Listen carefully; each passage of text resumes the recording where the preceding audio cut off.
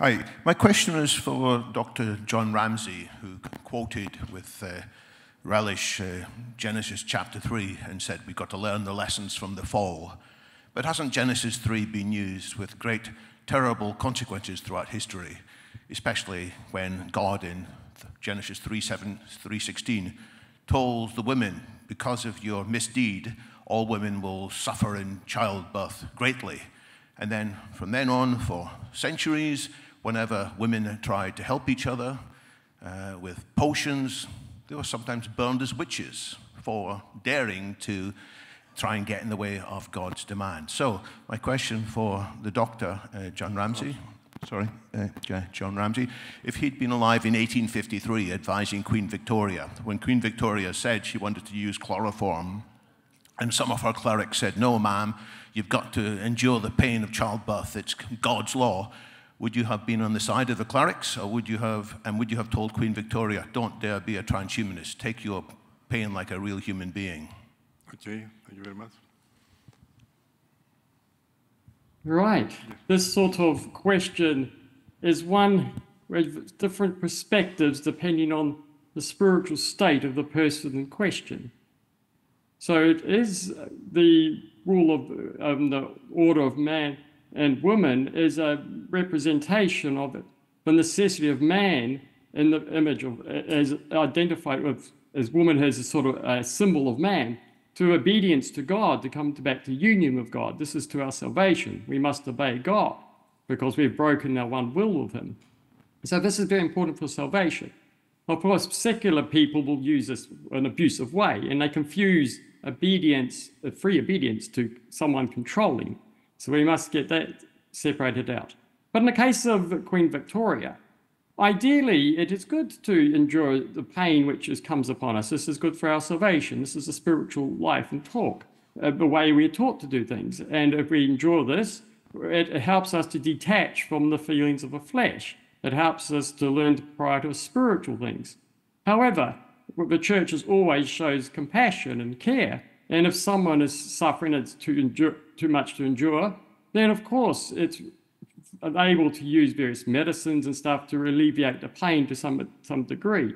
But we mustn't run around in a culture where we're seeking to remove pain as all drugs and morphines, because this is not to our benefit spiritually. So for spiritual eyes, there are different levels. If a person can endure, it's for their benefit, greater benefit. But if not, the church has always allowed the use of various things to take away the pain. Okay, thank you very much for the second. Yes, please. Yes, Father, I would like to ask you a question. You said that we are made in the image of God, and that means actually, from what you said, it has to do with the governments of the creation, also self-determination, reason. If this is the case, because what you say is also saying from the patristics, then what happens with the people that do not possess this kind of qualities? So people that they do not have reason anymore, people with dementia. That means that they were created up to a point in the image of God, and from that point on, what happens with them? Thank you very much. Right, well, we're created in this way, all man has potential, but yes, due to the fall and our bodies fall towards corruption and death, our body means that our capacity to exercise our freedom, our reason, determination can be severely limited, and even from infants at birth. This doesn't actually change the character of the soul, in the sense, in the image of God, which is the primary location of these things. And yet the soul is integrated to the body, and so its participation in the flesh can be severely limited.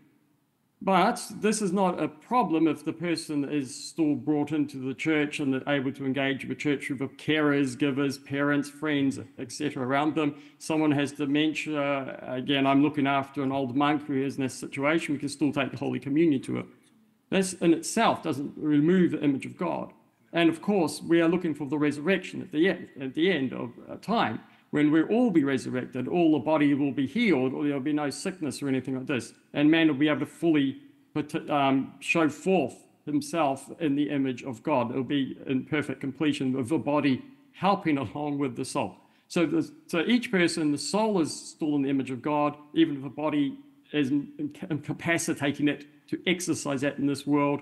But that incapacity of the body will be healed at the resurrection. So yeah, it doesn't undermine the fact of that question. It's not saying that God failed, it's just the problem of the fall. Okay, thank you very much. Father Patrick, τελευταία ερώτηση σύντομη. Thank you. Question for Professor Doat.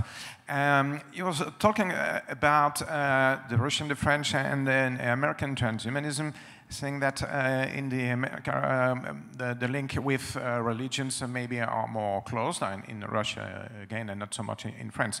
But inside the transhumanist movement in America, which I think you know quite well, do you say the thing? I mean, people like Damour, we can say maybe Feridun Asfandari or James Hughes, etc.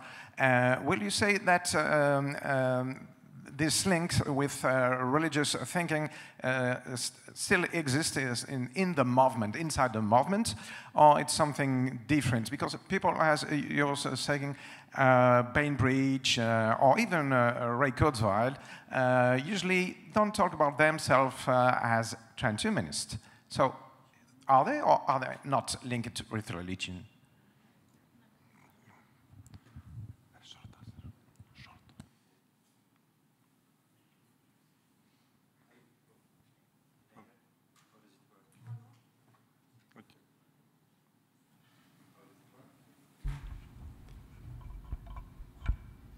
Okay, thank you.